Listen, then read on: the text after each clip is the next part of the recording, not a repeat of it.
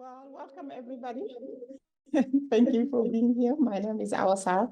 I'm Assistant Director for Academic Affairs, and welcome to Iron Africa, which is our weekly seminary series. This is a special one because it's Africa Week, so we invited the Graduate Students Association to present, and they have their own moderator, so I'm just here to welcome everybody and maybe introduce the moderator, and then I'll pass it on to her to do her magic, okay?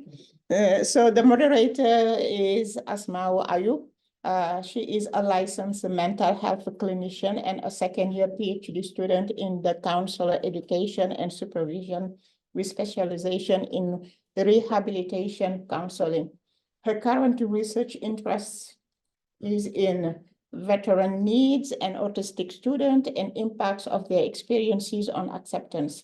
Asmau is from Ghana and the current social director for the African Graduate Student Association. Welcome, everybody, and I pass it over to you, Asmau. All right, thank you once again, and it's not very warm, but it's a warm welcome to all of you.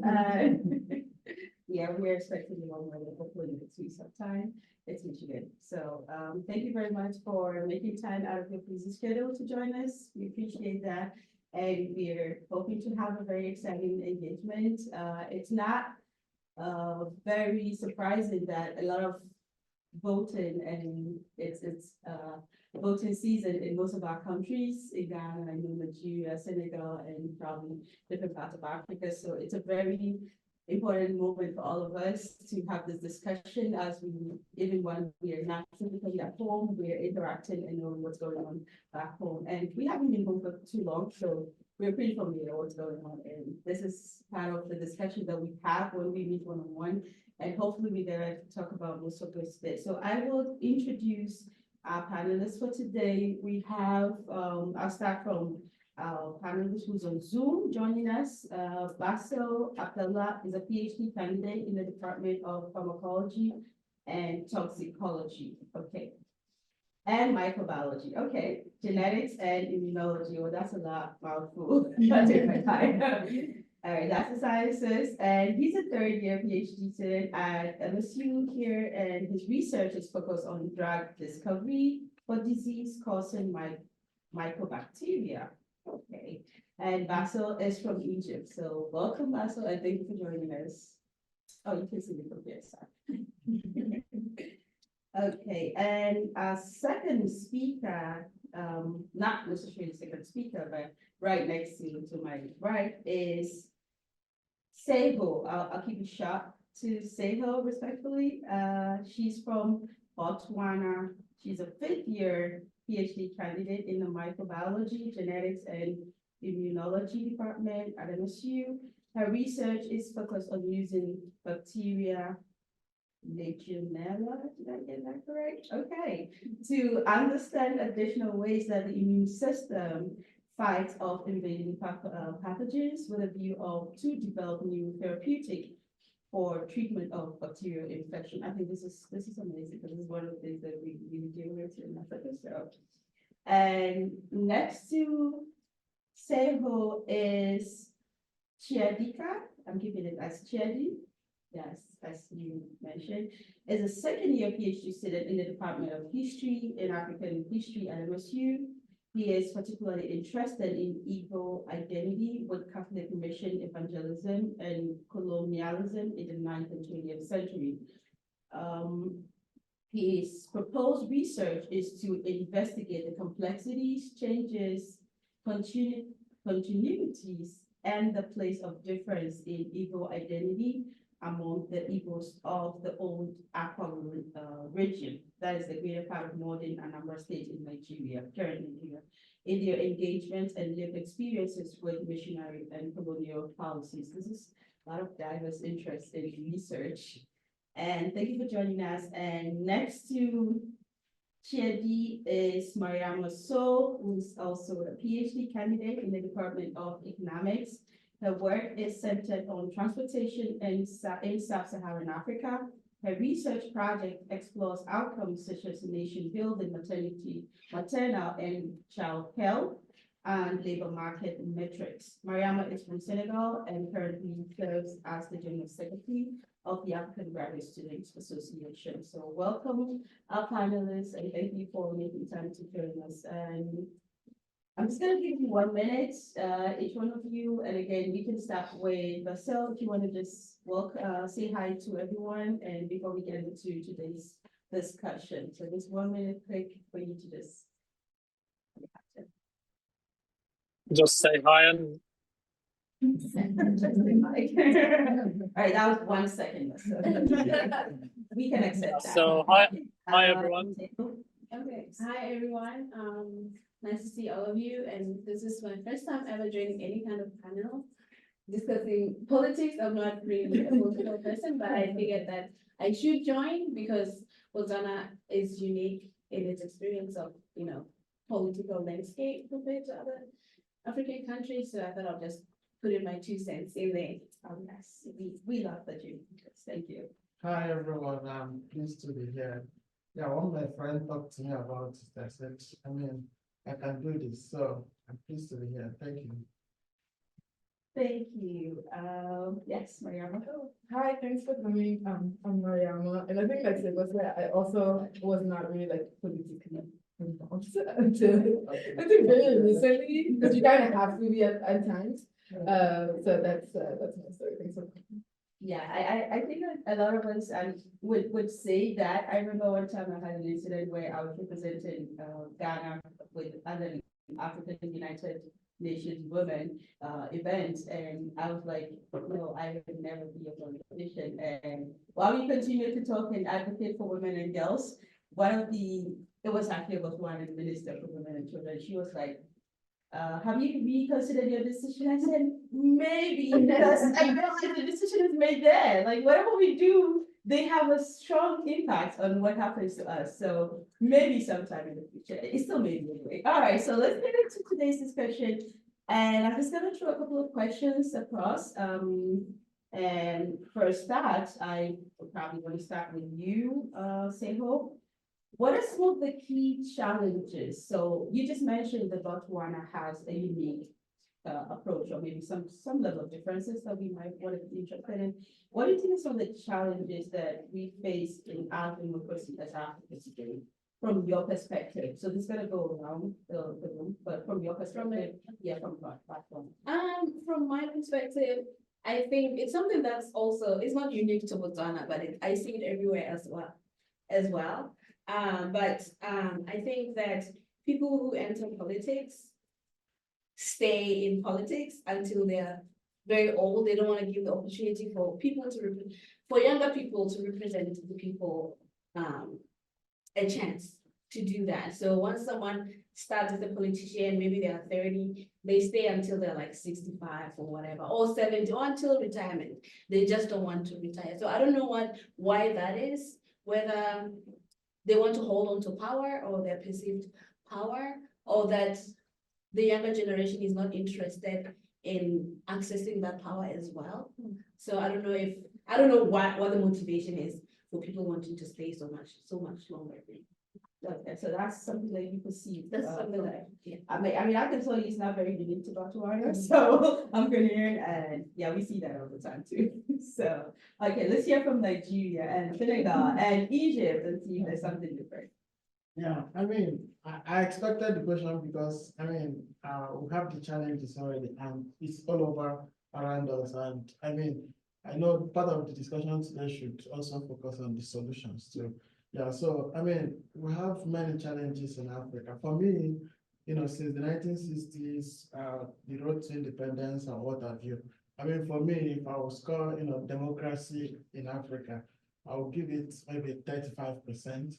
Yeah, because we've made some progress, but then there are still inherent challenges, Yeah, we've made progress on, citizen participation, we've made progress on activism, we've made progress on, social media consciousness too, trying to gauge government and also engage them too. But then we'll have many challenges, facing democracy in Nigeria, just like, and not just in Nigeria, in Africa, just like she said. First of all, we have corruption, which is actually everywhere. But then why our corruption it's so, I mean, why we talk about corruption in Africa is because, the gap between the rich and poor is so wide. Yeah, so that's the, and you can feel it now. Also, we have, and this leads to self-aggrandizement, whereby politicians stay in office to, make money, siphon money for themselves and their family. Also, we have, like she says, seat-itism, like they want to stay there 30 years, 40 years. If you Google, this, the years, the number of leaders that have stayed long in office all over the world, Africa has the highest percentage. And I mean, it's not a coincidence. It just, I don't want to say it's our political culture, but then it's our problem. Also, we have this politicization and also total control of the public institution. Like when you get into office or the political class, they tend to seize control of all the public institutions and government so that they can manipulate, they can change things.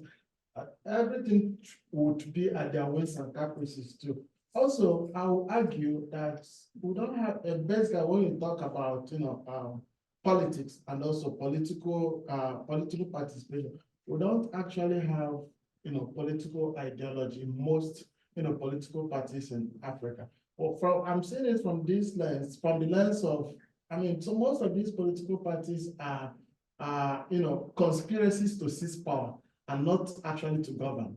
Yeah, so they don't have ideology. They just, plan to win election and also seize power. Now, for instance, in Nigeria, we had an election last year, but then some of the parties are actually planning for the next election, which is coming in 3 years' time. And while we are talking about, the dwindling nature of the naira, the state of poverty, the unemployment, and what have you. Also, politics in Africa is too expensive. It's too expensive to be a politician. And it's a problem because it gives no hope to the youth, to anybody. I mean, you cannot get into any political office without spending millions of dollars. And where do you find it? Maybe as a fresh graduate from any African university, you're struggling to make ends meet. How do you find some of it? So you see yourself falling into a trap of, getting a godfather that will spend millions of dollars on you, and you'll be so much indebted to the person or the persons when you get into office. And finally, we also have this, ethnic jingoism, ethnic politics, if I would say, because if you look at some of the causes of maybe the civil war, the civil unrest, the political instability after independence, these were ethnically driven. So these are some of the issues. But then I would like my speakers to continue so that we can go on. Okay, thank you very much. I'm going to come back to some of the points that I noted from your submission, but for now, let's just have Mariama and then Bassel respond to the question. Yeah. The challenges. Yes, yes. So I think in the case of Senegal, on paper, Senegal is a great democracy, right? We really like taking Senegal as like this model of a democracy, but it's a really flimsy democracy, right? It's literally like when you're playing Jenga and you're on the last, like block. That's like the democracy of Senegal. And sometimes we don't see it, right? Sometimes the president or the outgoing president, you take an action that you're like, this is really undemocratic. How did we get here as a democracy? But it was technically legal, right? It's because it's somebody who came to power, and a lot of, the separation of power wasn't there. Justice was under him, the executive branch was under him, the legislative branch was under him. So he gets away with a lot, right? So our issue is that we do not have good, our institutions, as good as they look on paper, when you dig deep, it's really fragile. And we hope that it's something that's going to change, because we're going through the transition of power right now. But I think, as much as we want to hate it as a democracy, it's a little bit of an hypocrisy with a president having way too many too much power. And it's like, how do you get that away from the next person who comes in? So it's just, little blocks that when you look at them one by one, it's not problematic, but as a whole system, it's really, really fragile and can be a little bit worse. That reminds me of the, is it Jeju? So I have to date back into my political science class in my undergrad in 2005. That was, that power corrupts, but absolutely power corrupts absolutely. So this is, I believe this probably to summarize it word. My political science professor should be proud of me. I really Okay, all right, so, Bassel, do you want to add something before we move to? Yeah. So first of all, I apologize because the internet in Africa is not that good. So excuse my my cracking voice. But the things, can you guys hear me? Yeah, we're trying to get a sound. Yeah, speak on. Yeah, Yeah, can you go hear me ahead. now? Yeah. Okay. So I was apologizing because the internet in Africa is not that good. So excuse my cracking voice. But the things I wanted to add are basically, so I addressed the challenges from a global perspective. And my challenges, the first one is not really exclusive to Africa, because the concept of democracy is not really an African concept. It's more of a Greek and then Western developed concept.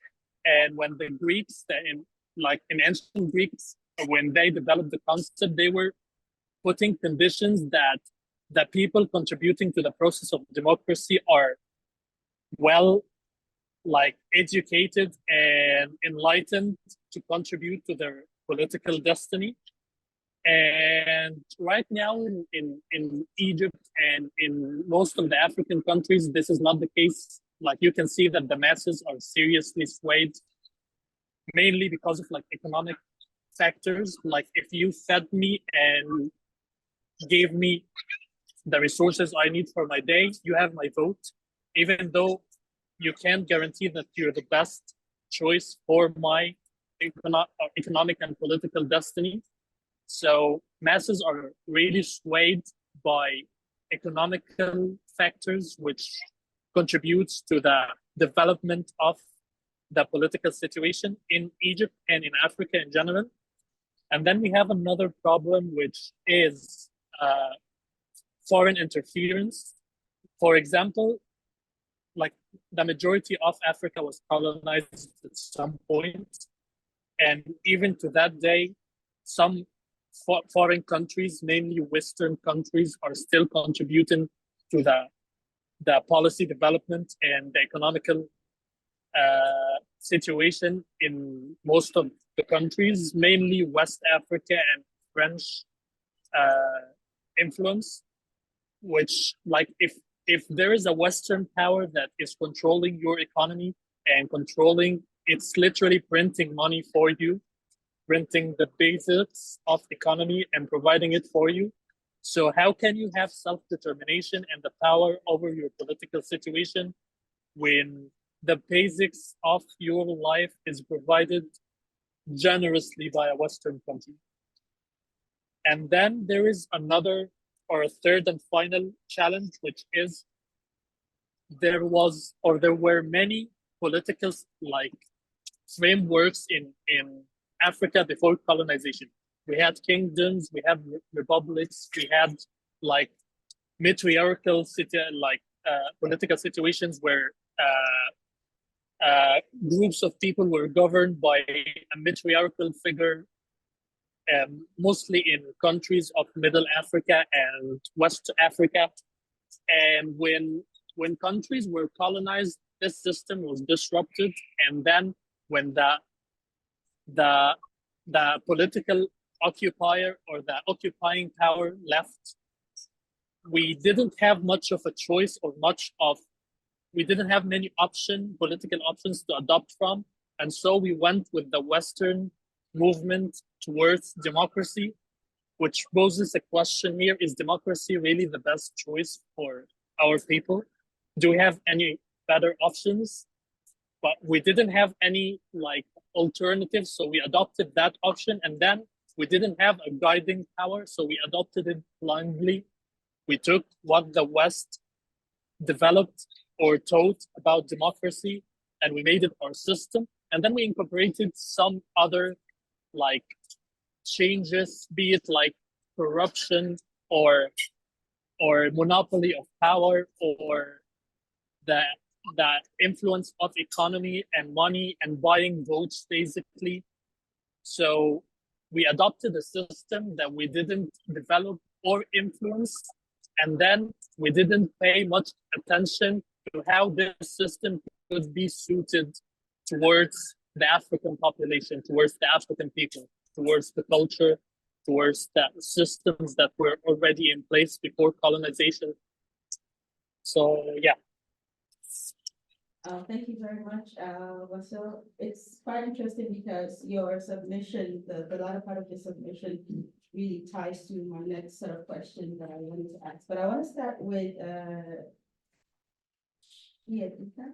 okay. I want to go back to you because I heard you when you were talking about some of the issues or histories that has impacted the development of democracy in Nigeria specifically. So I want us to kind of touch on how has some of these historical events and really looking at cultural factors impact on the sovereignty of Nigerian democracy. Thank you.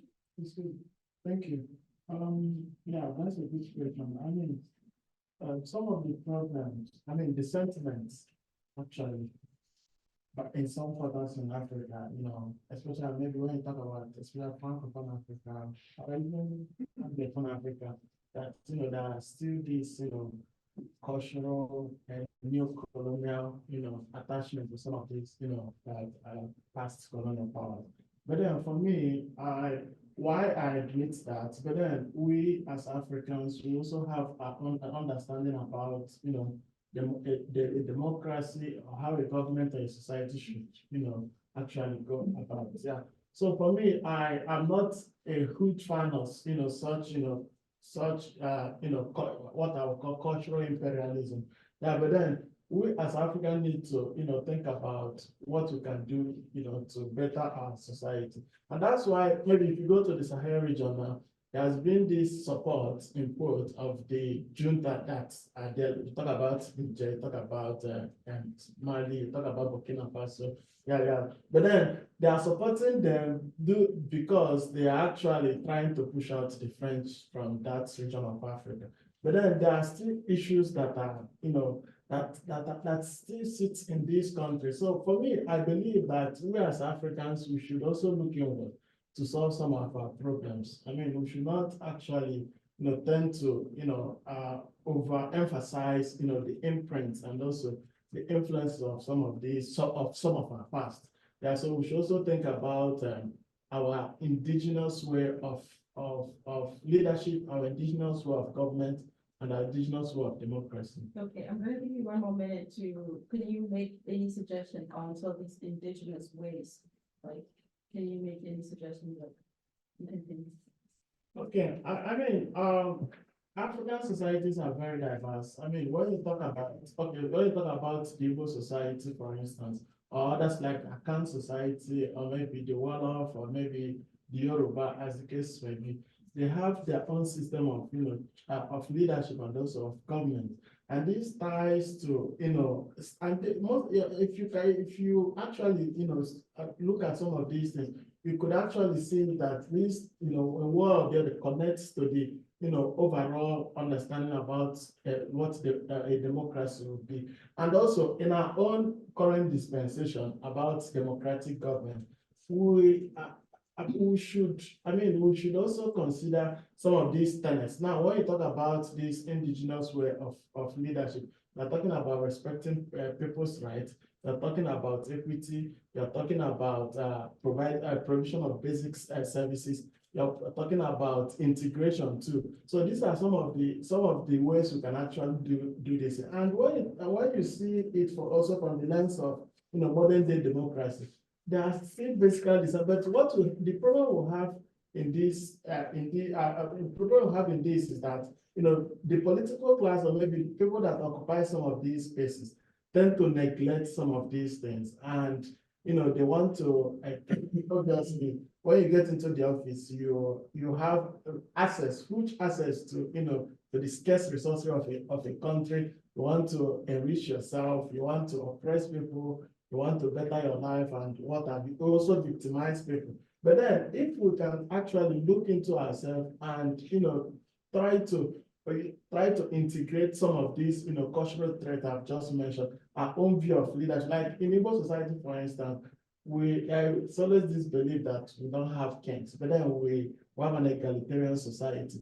But then we respect, we respect individual opinion, and we respect, consensus leadership too. Yeah, so these are some of the issues. And if you see it from that political set, when somebody is elected to represent a particular society, that legitimacy, that responsibility that is entrusted in you, need to protect it so well, and also look out for, for the betterment of the people. Okay, all right, thank you. I know I just said 1 minute, but I will finish too as well. No, that's okay. Do any of our panelists want to respond to the same question? Otherwise, we can move on. Additional questions? What was the question? Okay, so I wanted you to touch on any historical or cultural factors that might have impacted or is impacting the sovereignty of democracy in specific countries. So if there's something specific that it doesn't resonate with Nigeria or Egypt, then I want to hear from you. I'm sure other people. Yeah, actually in my country, we still have chiefs or the posse, even though, well, like we have elected politicians, right? So those are elected every 5 years. Like we have elections this year in October, but then each tribe has its own posse, and that posse is responsible for the tribe. And usually the posse rules by the people, through the people, democracy and all that. So they'll usually gather at the kota, which is like I don't know what it is in English, but it's a place where if there's something huge going on in the town, or if there's something coming to the village or whatever, and they want to discuss, they'll go to the chief's house, kind of like kind of like a White House. Yeah, and then they'll sit and discuss whatever is coming, whether they accept it and vote on it and stuff like that. And the one thing that I do like about that that's still relevant as well is that everyone in this situation, even the posse or the chief, everyone is equal, everyone's words are taken into consideration. And I think that's kind of like our basic type of democracy that was there before we adopted the Western democracy of voting. Yes, I think this is really interesting.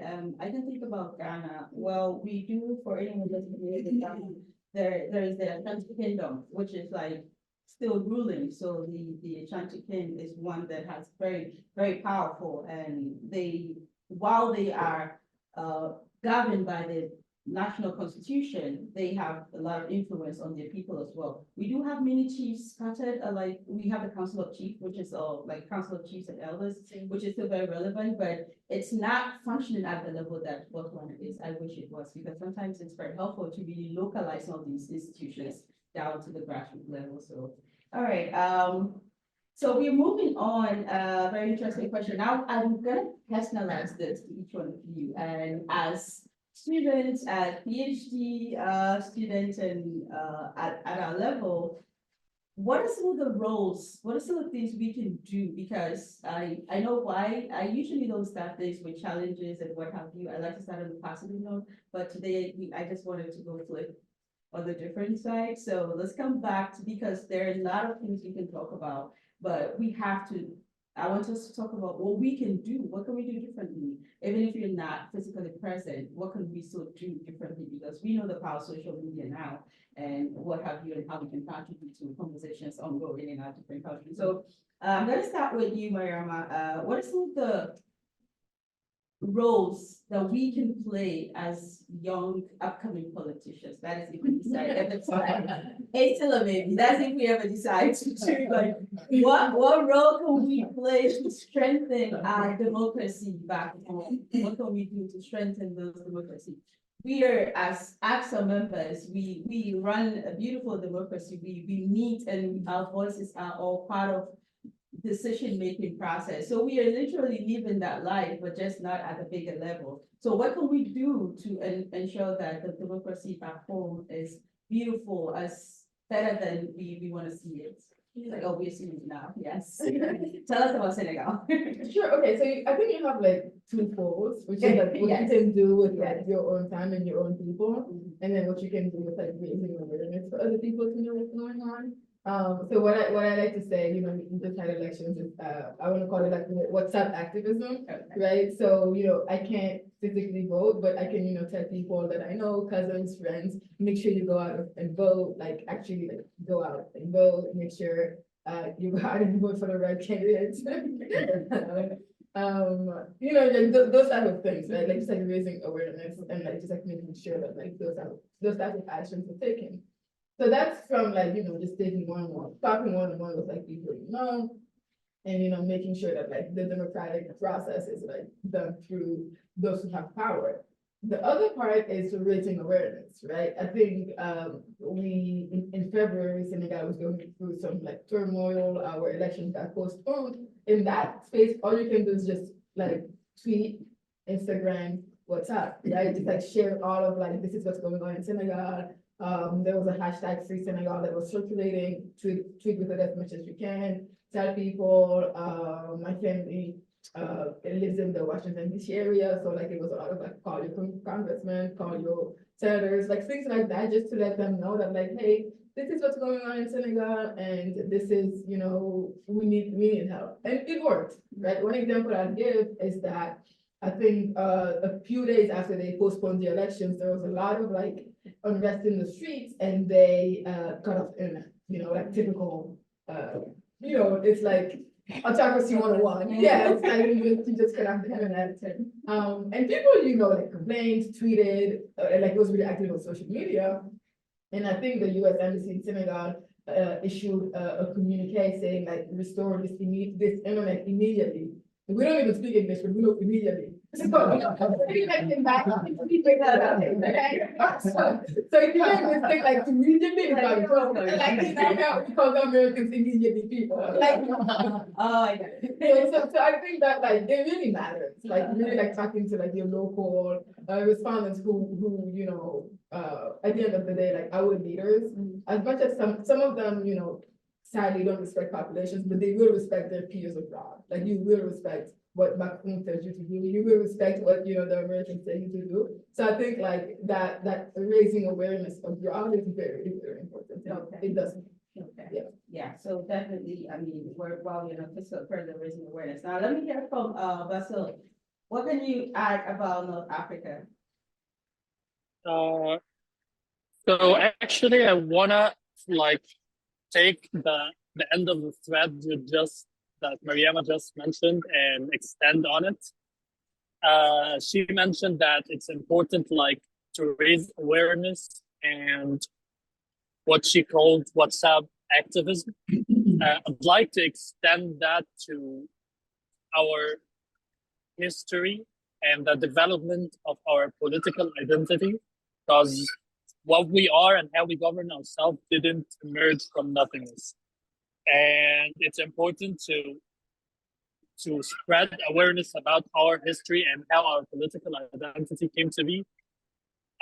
Not because we're stuck in the past or we're that affected by colonialism that we're mentally stuck and stagnant on it as the main driving problem or the main driving power for our problems, but just because I'm gonna quote Albert Einstein because every quote is attributed to him for some reason. He said that being foolish is doing the same thing twice and expecting a different outcome. So we need to learn about our colonial history. We need to learn about how our political identity, like for Egypt, we were a kingdom ruled by pharaohs, and then we were colonized by the Persians, and then the Greeks, and then the Romans, and then the Arabs, and then we became a part of the Ottoman Empire, and then there was a military coup, and we became a republic, and we were governed by presidents ever since. So coating or taking chunks out of that history and incorporating it into our political identity and raising awareness about that history and its influence on our political situation, on our current political situation, is a very important factor. And since I'm interested in history, being an Egyptian and all, I'd like to make it my personal responsibility to raise awareness about the history of Egypt as a nation, as a country, as a civilization, and as a political entity. Well, thank you so much, Bassel. Just a reminder, there's pizza, so please feel free to serve as much slice as you can consume. Feel free. Yeah. While we continue to engage about African politics and African democracy. Okay, so I'm coming back to you, Seho. I want us to get into, I know I heard you when you talked about the different localized or decentralized form of democracy in Botswana. And I'm wondering, like, I'm curious, and I'm sure other people are curious, so I'm asking on behalf of all of us, what are some of the human right components of, or like, how does it look like for, in terms of these sort of democracy, like the traditional cultural type democracy? How does it look like in relation to human rights currently in Botswana? And maybe well, rule of law. right. Add that. Yeah, well, I can say, obviously, it's still very much a patriarchal society led by men. So usually the policy or the chief is usually a man. For like, I think we only have one woman chief, which is like really unheard of. Like there was no one to take over other than her. And it would have been an uncle or whatever, but they made sure that that changed. She was the first, she's the first. So I'm assuming that if it comes up again, there should be another woman chief who comes along. So they are changing with the times when it comes to, you know, human rights, or even just women in general engaging in that type of politics. Like they are allowed to, well, not allowed to, but they have the opportunity to also participate in our democracy in that way. Yeah. Is there any moment, I'm sorry. Is there a moment where there's like a conflict between Western type of human rights vis-a-vis traditional type of human rights? Have you observed as a country any such conflicts? Yes, actually, I don't know, every now and then there will be that type of conflict that comes up.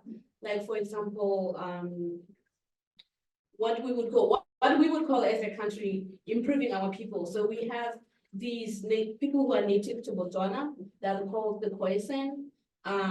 They have lived all their lives in these traditional houses in the huts in the middle of nowhere. So at some point the government was like, let's try and educate these people and remove them from this place.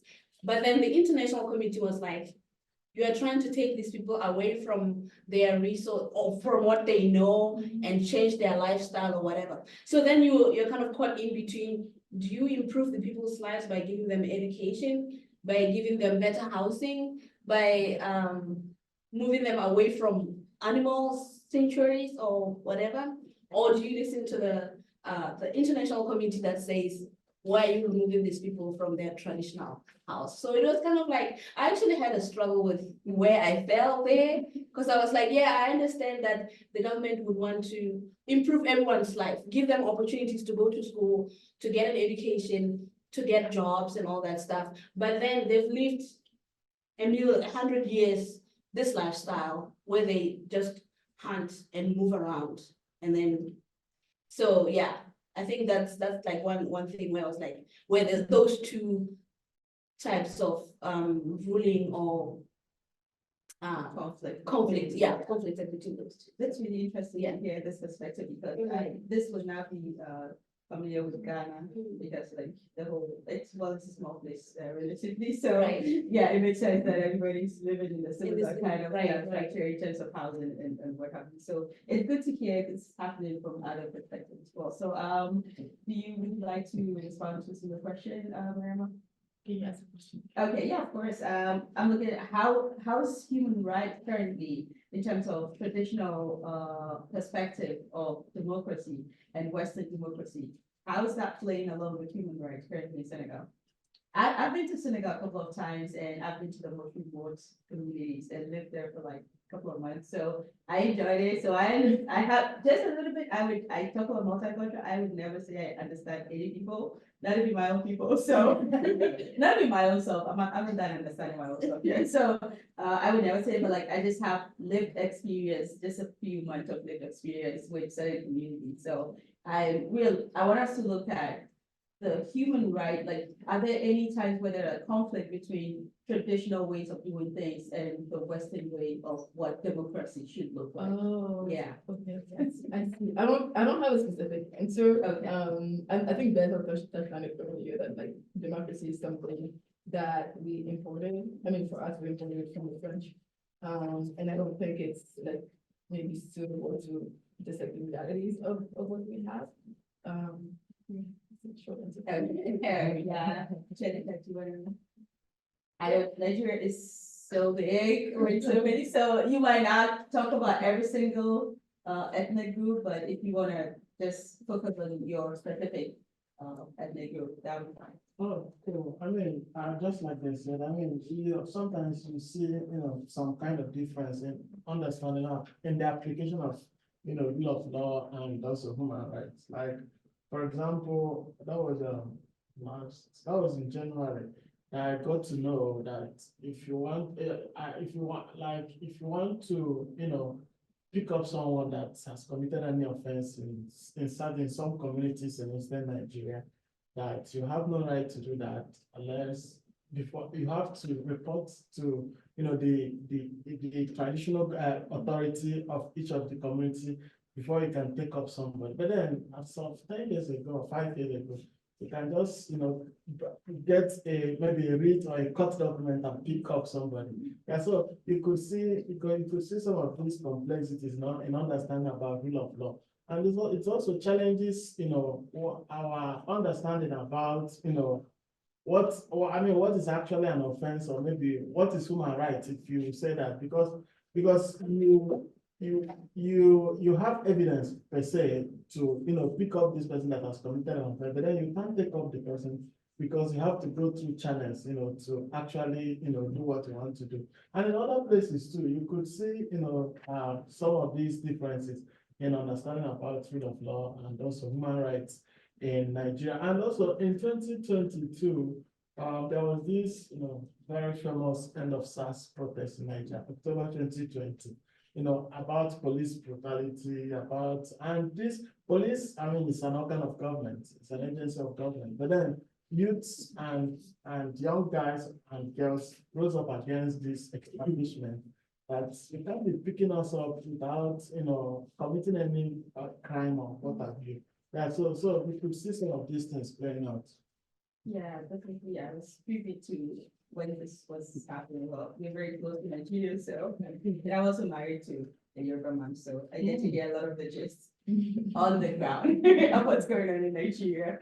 Yeah, so we're moving on, but I would like to allow our wonderful participant here, if there are any questions from the ground or from the floor. Any questions to our panelists? Yeah, yes, of course, I'm glad to see you. Okay, so I'm from Korea. All right. I'm a friend of Asma there because we have the presentation together. And I was gonna ask if, I'm not gonna lie, I came in like with zero background of politics in Africa, so like I might be wrong, so correct me. I was wondering if like the whole Africa is trying to like adopt Western democracy like in general, or is it different by country? I mean, like what stages are you at in terms of democracy? If that makes sense. Yes, that makes sense. That's a wonderful question. I think it's important. Like, this is how we learn. Like, we ask and we get clarification. So, What Okay, I'll go, yeah. Okay. Yeah, I mean, as of independence, I was put on the general sense, and maybe talk about the specific. Yeah, as independence, and also the cry for independence was, self-freedom, sovereignty, and what have you. And, self-governance. And so what the point is this, at this time, most African countries, adopted series forms of, democracy, whatever they call it, maybe a parliamentary system of government, presidential system of government, and what have you. Yeah, but then its application was actually different in some African societies. And as of 21st century, you could see that most African societies are still struggling with, understanding and also the usefulness of democracy. Because, I mean, democratic government, people believe, bring about prosperity, bring about well-being, social welfare, and what have you. Yeah, so you could argue that, in South African countries, the understanding about democracy is different because of, some inherent challenges. But then, on the general scene and also on the surface level, most African societies after independence, try to, experiment with various forms of democracy. Now in Nigeria, after independence, we had this republic, then we went to civil war, then we got into long years of military rule, and as of going into the 21st century, we came back to democracy. So you could see some of these complex, and it begs the question whether democracy is actually, the way forward for some African countries. Yeah. Yes. So, yeah, I think this is a good segue. So my name is Leo Zulu. I'm an African Studies Center here. But we are lucky here at MSU because we have a political science department and we have Afrobarometer here. They do surveys now in over 38 countries about democracy and what people feel about it. And so there's mates and Michael Bratton have started this question on whether democracy is consolidating in Africa. And there are all sorts of ways to look at it, like a half cup full, a half cup empty, realist, non-realist, peaceful transfer of power, the number of elections you have had. So there are all these kinds of different ways to look at it.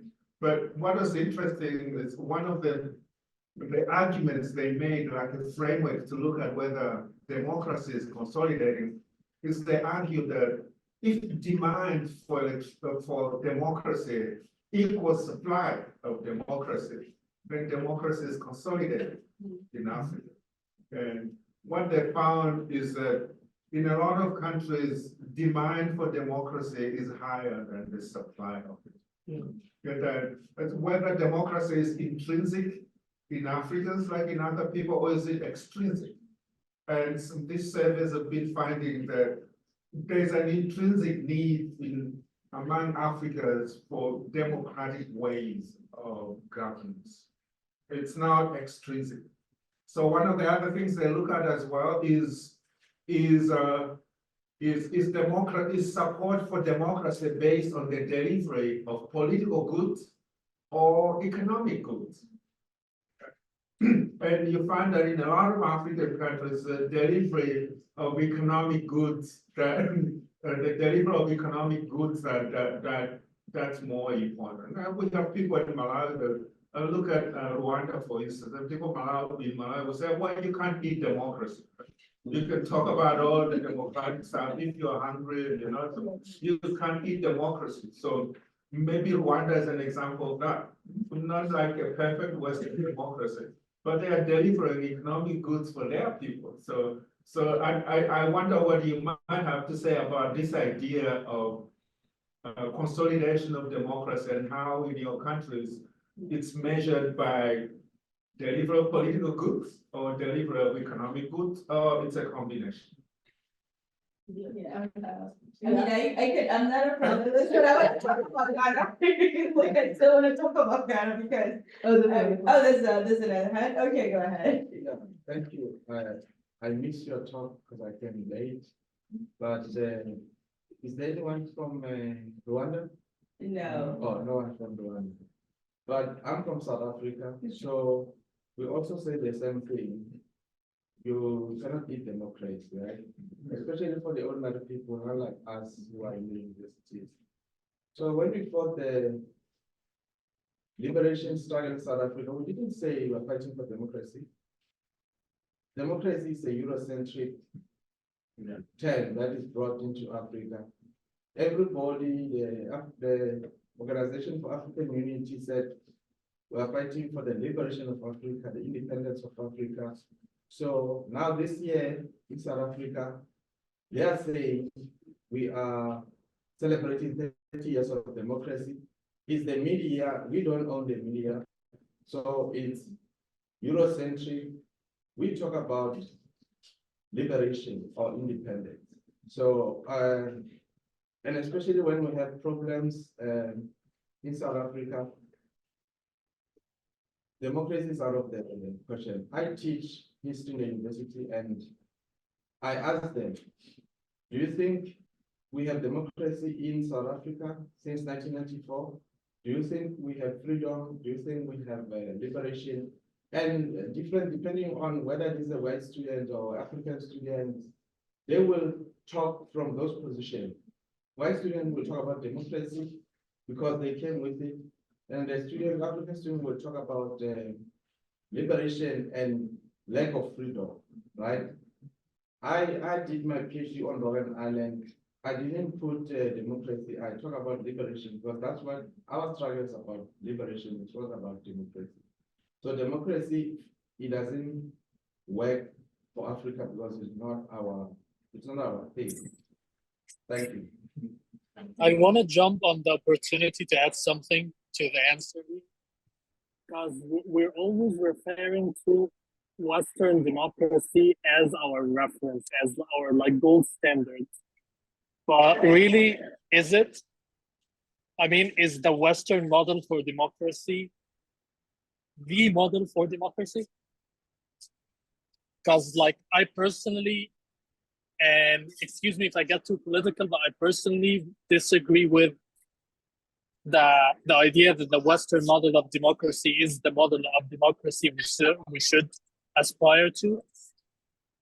Because there are like several historical incidences and even modern day incidences that prove that Western model for democracy in some regions or in some countries is really a facade where people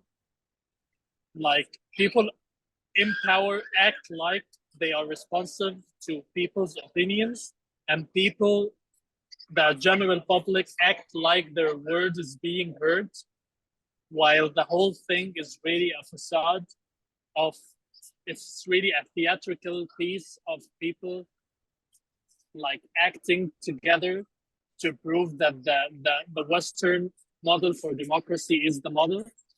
For example, indigenous people in several countries, like European countries, like Norway, the Sami people, even indigenous people in the US, really, and Canada, they don't have a say in any matter, even matters that are related to their own being. And democracy states that people have the right to self-determination, self-governance, human rights, and yet the indigenous peoples of the land are those that are devoid of any of those rights. So is that Western model for democracy really the model we should aspire to? Like when my friend here, the friend from South Africa who said we're not fighting for democracy, we're fighting for liberation, I salute that. I 100% salute that. Because liberation is the first step for self-determination. It's not the Western democracy. It's like an ideological colonialism where we take the ideas where like our colonizers left the land, but they left their ideas and we're adopting it blindly. We're fighting for liberation. And when we're liberated, when we have the right to self-determine our destiny, our road to political identity, we can talk about which governance style we can adopt. We can talk about remaining a patriarchal system. We can talk about matriarchy. We can talk about returning Egypt to a kingdom. We can ask the Ottomans to come and colonize us again. Like, but then it's gonna be our own decision with our own minds, not an ideology that claims to be the perfect political ideology there is, but fails to be adopted in the countries that originated it. Thank you very much, Bassel. It's almost like asking that rhetorical question, how democratic is democracy itself? I'm gonna take this and then we will move on to, yes, so please go ahead. Thank you. My name is Chiadikaobi. I'm from Zimbabwe. I just want to ask our students, is the holding of elections periodically a measure of democracy? Because what is this animal called democracy? Because I think I come from Zimbabwe now, 44 years after independence. Every election there is a dispute, but life goes on. And when you ask those in power, they say, but you voted, so you should keep quiet. And people don't even say in the governance. Even when I worked in America for 50 years, so I lived there and also saw what they were practicing there. And we've always asked this sovereignty, integrity, all this. I don't think that it's true. And how do we come to the point that I think we're now in a democratic state? The other point also I've always said is that in Africa we have rulers, we don't have leaders. The reason why I say so is because you find with these executive president systems, they merge chieftainship, kingship into their rule, and the city have voted every 5 years now to comply with UN regulations. Anybody who asks, they say, but we're in the elections, so we have complied. So what is democracy? Very good question. I just want to be sure that we have responded, yes, that we have responded to your question. I like the fact that your question begged all this discussion, so this is wonderful, thank you. Yeah, I could say that a lot of, well, I can speak for Ghana, there's a lot of cherry picking when it comes to applying democracy. So I'm gonna leave it to the other panelists. I see a hand, but that's a question, so we want to respond to the question and then we would come back to you as well. So if you want to respond to that question, but there's definitely a lot of cherry picking as to what is working. So maybe economically there is no democracy, but when it comes to political voting, there is democracy because after all, we are voted every 4 years in Ghana. So it can look like that. Well, that's Ghana. So let me hear let's hear how it looks like in other places. Yeah, I want to respond to Professor Zulu's question about political and also the economic side. For me, I believe that the measure of representative democracy in Africa, people look at it from what the government has actually done for them to better their lives, and when they don't see that, they seek for alternative options. And currently, there has been this sentiment, especially in West Africa, of military rule coming in to take power because our democratic leaders have actually failed us.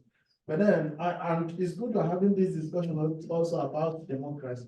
For me, it's not possible to have this perfect. There is no perfect democracy anywhere in the world. That is the fact.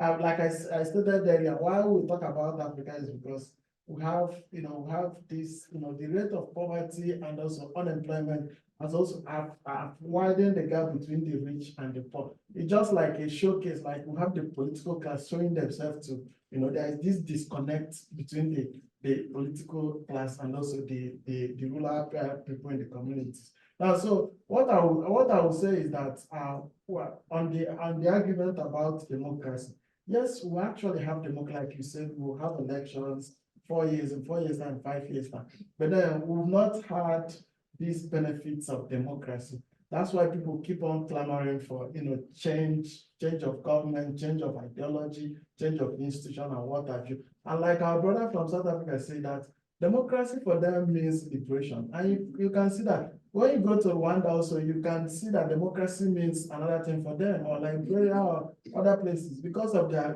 shared history and what they have been through. So that is that. So I think we're arriving at this point whereby we'll ask ourselves, what's the next way forward out of this? Can we still stick with the, democratic governments in Africa? Just like Chandra is asking, must we do election every 4 years to elect a leader, or should just they continue whenever they are tired, then we know what to do. Yeah, so When they die. exactly. So these are the questions. For me, I still believe I'm a proponent of democracy, because I believe that no matter how bad a democratic system is, there is still this iota of of good in it, because people tend to, at least, or maybe people marginally anyway, tend to benefit. But then when you talk about military rule, you're empowering autocracy, you're empowering authoritarian system of government, you're also empowering suppression of human rights. So Okay, I just want to add that, we, in previous questions, we talked about the traditional rulership. So we're not only looking at we don't want it to look like the opposite of democracy is military rule, because it can be traditional rulership, which a lot of the African countries actually had before the invasion of colonial, masters of what happened. I think that's what really means. Yeah. So, yeah, I don't like these sort of classes. Sorry, that's my first thing. Okay, there was a hand, so we're gonna take that, and this is getting interesting, so I like that this is flowing on. Yeah. So when the wave of independence began in the 1950s, getting into the 1960s, there is homework that was left undone. When the African governments took power, they did what happened with a lot of other phenomena in life, which is to take Western ideas as though they were natural. So the whole concept of democracy was taken, or even the apparatus of democracy, and the manner in which you do democracy, the tools of it, and the ideological thrust of it, was taken to be natural. In other words, no real other alternative. How can you think of having a different setup? So people just bought into the concept of democracy. So yes, you have elections every 5 years. Yes, you have members of parliament, but that allowed over the years for abuse. The structure itself, the Western structure, was not sufficient for the needs of Africa. It allowed for the possibility of whoever was in power to manipulate situations. You're asking why they stay in power? Well, to manipulate the situation so that they continue to be the chief, so they continue to be the king. So there was a kind of a mutation of this traditional concept of the leader and the democratic election. But that mutation was self-serving, where a perfect example is Zimbabwe. The stolen elections every 4 or every 5 years to serve the purpose of keeping somebody in power. And that's not only Zimbabwe, many other African leaders have extended their stays. You have a 2-year term, they find a reason to extend it to the 3rd term. My first term wasn't really a first term because my child had asthma, and then I had to spend a lot of time with them. So now I need a 3rd term, they get a 3rd term. So there was no, and this goes beyond democracy, okay? There was a lot of homework that was not done at independence, whether it was the euphoria that made everybody excited that now we have power, we can rule ourselves, but there was no determination of what do Africans want. Okay, so democracy is not a bad thing. Democracy is a bad thing if only you see it as a Western thing. Africans had concepts of democracy. To rule as a king, you had to rule by the people. If you try to be individualistic, they will take you out of it. So there were concepts of democracy. The question is, what type do we want? And what is development? What is economic empowerment? What does that mean for our people? We never sat down to talk about those things. We just wanted to build New York City in Lagos. We wanted to build London in Ghana. We wanted to build Paris in Senegal. But did we want the skyscrapers? Is that what Africa wants? Do we want highways and cars and trains? I'm not saying those things are bad. Yeah. All I'm saying is the homework was not done. We didn't sit down to think about it. And that affected our education system because we didn't know what to teach our kids. So I grew up learning about the Great Lakes, Lake Huron, Lake Michigan, Lake Ontario. I knew nothing about Lake Malawi. I knew nothing about Limpopo. I knew nothing about my own environment, but could tell you about the Tennessee Valley Authority. We just didn't do the homework. That's a lot of knowledge and insight here, and I bet this can trigger a whole other discussion, or maybe a whole. Well, let's have another panel. Yeah. Most definitely, because I'm looking back and I'm like, yes, like it just trickled down even to our age and maybe to younger ones. Like it just looks like the curriculum. So we can talk about this from different perspectives. That should definitely be another topic for discussion as educators. We want to look at democracy from the educational perspective as well. So Dr. Mary, I hope you put that down. All right, so do we have any online questions? I don't want to ignore our online participants. Are there any questions in the chat? None? Okay. All right. So thank you for joining us. You can hear us and we appreciate that you were able to still join us online. Was there a comment I'm missing? Okay. Yeah, I wanted to check. Yes, go ahead. What the professor said. I mean, some of these issues speak to, the global politics at that time, even currently. When you talk about global politics, international pressure, now currently, some of these global institutions want you to, maintain some of these ideals of democracy before you can access some political and economic capital. But then these things are not, you can't, really transfer some of these ideas to African understanding about leadership.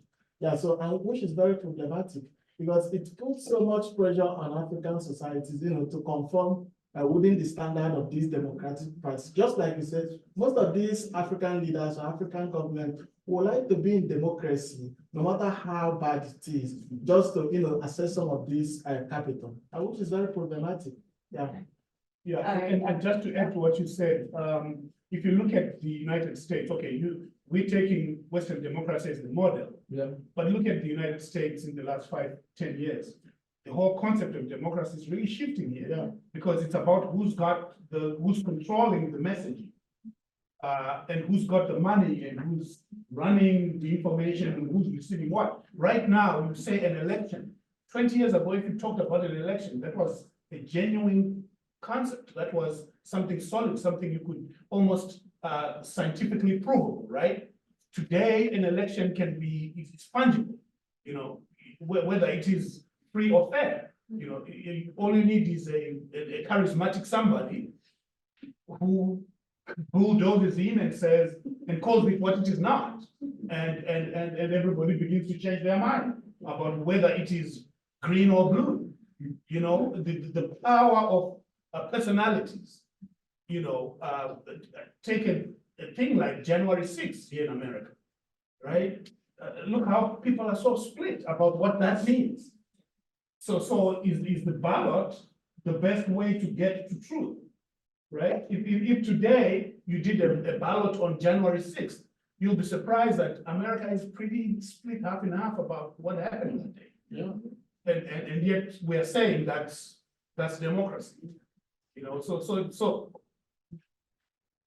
any form will not be a perfect one. The question is, what's the best for us? Okay, that's the question I'm gonna ask that anyway. So I want us to, we've talked about, we started off, we talked about challenges, we talked about current trends, where we are at, and we can go on and on about the history, looking back, but we want to start to make some, I like the idea of walk our talk. So one of the questions that went on at the panelists was that, what can we do at our own level, right? Which what we did responded to. So what are some of the future prospects? So this could continue into our next discussion, but I want us to end on a positive note. So we don't look like we're giving up on Africa, because we can never do that. It should never happen. So we are who we are, and our identity is unique and beautiful. So what are the future prospects for democracy in Africa? What do we want to see? And I'm gonna start with Bassel. Are you still on? Bassel, are you there? Okay. Yeah. Oh, okay, right on time. I'm gonna start with, so, in a few words, what are some of the future prospects you can think of for? I mean, the first thing I can think of is the choice of whether to tailor democracy to our values and needs, or to find a better alternative. So that like, the question shouldn't be whether we should adopt democracy or not, or whether democracy suits our needs or not. It should be what's the system that suits our democracy, and it shouldn't be a pan-African system. Like, it should be like, if there's a system that matches the needs of the Egyptians but doesn't match the Moroccans, so be it for the Egyptians. So, one, what's the system that can suit our needs and values? And two, could it be a pan-African system? Could it be an individualistic system or alternative? A bit of a hard time hearing you, but what I made from your submission is how like, considering the value and the needs of the people that we govern, how is that translating to democracy? Like, in general, is that really benefiting in terms of value and in terms of serving the needs of the population? Most definitely, yes. Exactly. I think looking forward into the future, especially in my country, in Botswana, most people who vote are the elderly people, older people. And getting the youth involved, I think, is something that we should focus on. We have had elections every 5 years since 1965, right? Only one party has been in power that whole time. There have been political parties that have come and gone. In 2019, the last elections that we had, there was a coalition party. There's like 5 other opposition parties. They tried, nothing worked. So we'll see what happens this time around. There's like 3 major parties now. The BDP, which has been in the rule since 1965. The Umbrella for Democratic Change, which is like 5 other parties together. And then there's the Botswana Congress Party. And the leaders of these 2 opposition parties, I think they just couldn't decide who would be, they were in the same party before, but they couldn't decide who would be president when, they take over. So they decided to split. So power corrupts, like you said. So I think hopefully we're voting this October. We'll see what that looks like. But in the future, I would like, if it was up to me, for the youth to get involved, because they can see the challenges that there are challenges right now, and employment, like economic. Hopefully, democracy doesn't bring like economic empowerment as well. So yeah, that's the future involved. Yeah, that's really, I like. Botswana seems to always have a unique perspectives. You did say that, and that's true. It is, yeah. I always hear something that's slightly different from what we probably, like, in Western Africa might be more familiar with. Okay, let's hear Mariama. What do you want to see for Senegal? So I think I want to see 2 things. One of them we're already seeing. I'm sorry. I'm fine. So something that you touched on was the fact that, like, we need young people to be involved, and that's something we see a lot more of in Senegal, and it's really nice to see, right? Like, people in the streets. It's Ramadan right now. People were still in the streets for the campaign. Like, from like day to night, being really, really engaged. And that's something that, like, we can say that we had a leader that kind of like, woke that in young people. It's kind of hard, but like sometimes somebody comes along and like young people all of a sudden they're like get interested in politics. They're like, okay, I'm gonna get my ID to vote, like just being really aware of last elections. Some people did not vote because they did not have IDs. Now we're like, okay, let's go get IDs. Me and my friends are gonna get my IDs. I'm gonna get my grandma, my cousins, all of us will get our IDs. So having young people involved is really, really important. Because like you said, older people will vote, and a lot of times they don't vote in the best interest of younger people, and it's the same thing in this country, it's the same thing. In most countries, they just have different ideals, but I think like youth involvement is really good. And then the other thing I want to see, and I mentioned it at the beginning, is like the separation of power. Like, we always say we have three branches: executive, legislative, judicial. Yeah. Exactly. But a lot of times it's just the president, right? So I think something that like I would love to see more of is that like clear separation, and not having like one affect all the other, especially not having the executive kind of ruling over the legislative and the judicial. Thank you so much. Yeah, we are definitely, we want to see that in Africa, and hopefully we can see a better democracy in Africa and in our individual countries. But it's Africa as a whole. We win together. We're a team. All right. How about you? Chief, do you wanna? Okay. Yeah.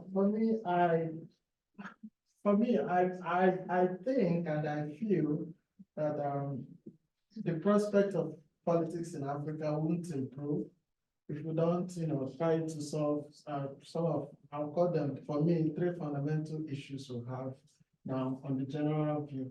Now, we need a new socio-political orientation about politics and governance in Africa. Yeah, because even the youths that are coming up, their minds are already corrupted that, that going into politics is a money-making business, that you're getting there for the interest of yourself, for your family, for your friends, your cronies, and what have you. Yeah, so we need this new political orientation about welfare-driven and also servant-based leadership. That's what I would argue. Then the second one is that on this point, lead us to the second one is that we need to make politics very unattractive. Yeah, politics in Africa, in Nigeria, for instance, is so attractive. Like it's so attractive. Because, like I said, there is a total disconnect between the political class and the citizen. So it's also attractive that people without the right credibility, without the right credential, without the right skills tend to move in because of political patronage or because of compensation. So we need to make it very, very unattractive. And the only way we can make it very unattractive is that we have to professionalize politics in Africa. By professionalizing it, people need to know how a society works, how politics itself, or how a community works. I wouldn't say that everybody should go and read political science in the university, no. But then we need to professionalize. Now, for instance, how many of our upcoming youth or students currently wish to study courses like medicine, courses like law, courses like pharmacy in Africa? Nobody, because they know that when you study them and graduate, you won't be extremely rich, and you'll be within the middle class. Yeah, but then nobody asks you what your qualification is once you want to venture into politics. So that's what I'm arguing, that we need to really professionalize politics in Africa. Now, the final point is that we need a better ideology. We need to better our ideology, especially in the political parties, because we don't have ideologically driven political parties. What we have, as I said earlier, are political parties that conspire to seize power. They don't have any objective of trying to lead the masses and better their lives. So we need a better ideology that people can even argue issue-based politics. You argue about education, about welfare, about social services, about healthcare, and what have you. So these are the three issues. Like everybody, at least for the past few days on social media, everybody has been jumping up about what happened in Senegal, about President-elect Faye, because he's a young guy, 44 years. But then, what if it's maybe after 2 years, the expectations are not met? Yeah, so that is that. I'm very skeptical about politics in Africa because these are the fundamental issues. So we need to look at some of these fundamental issues. Then we can now, start to see the prospects. Thank you. Thank you very much. I mean, we can be as skeptical as possible, but we have to be optimistic and positive because it is who we are and it is what we're gonna live with. Anyway, so we have to make it better. I think that, Bello, your question was sort of answered. You did answer his question, or sorry, I'm not sure he or her. Because the question was, how do we engage our youth in governance as they seem to be concerned about survival or livelihood and have lost interest in government? Nigerian youth are leaving the country in droves. Yeah, I mean, it's happening across different African countries. So I think that you've sort of touched that, and that's good. And we did get a thumbs up, and just wanted to say this was very dynamic, insightful discussion. Thank you. And we encourage I am much encouraged for our future based on the higher caliber thinking of our youth. So thank you very much for appreciating us.